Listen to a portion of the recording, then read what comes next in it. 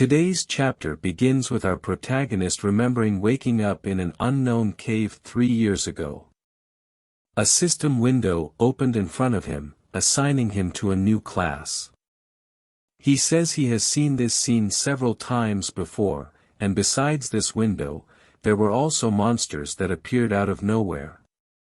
After battling bats that terrorized the figurantes, the system screen informs our protagonist that his class will be a healer. He realizes he's no longer on Earth, but in another world. He's somewhat relieved knowing he's not the only one who ended up in this other world. The protagonist then opens his status window.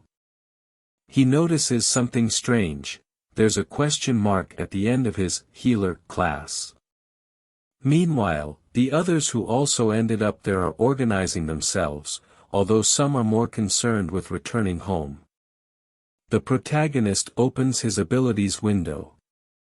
His first skill is cutting, which doesn't seem related to being a healer. His second skill is God of Languages, which means he can translate any known language, but it also doesn't relate to a healer. His third and last skill is Observation Eye.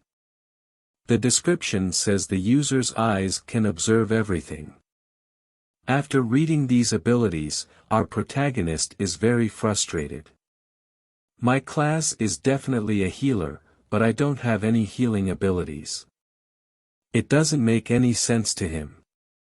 Then, we cut to the morning at the tavern where he performed surgery on the figurant who was bitten by black wolves. Our protagonist tells the figurant that his wound will heal quickly, but he should avoid walking for the next 3 days. The figurant apologizes for calling our protagonist a fraud the night before. Our protagonist tells him not to worry because he's kind of used to hearing that, which makes the figurant think he has a good heart.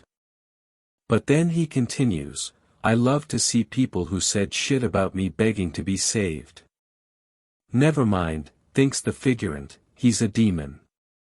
Our protagonist is seen returning to the lower floor of the tavern, which we now know it's called Bitsbowl.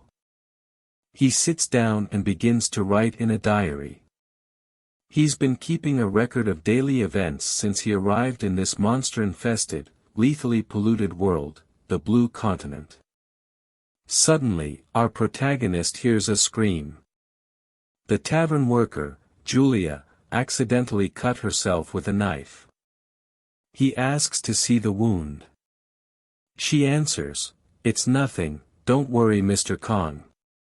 But he uses his observation eye ability, which displays the injuries and physical condition of the target.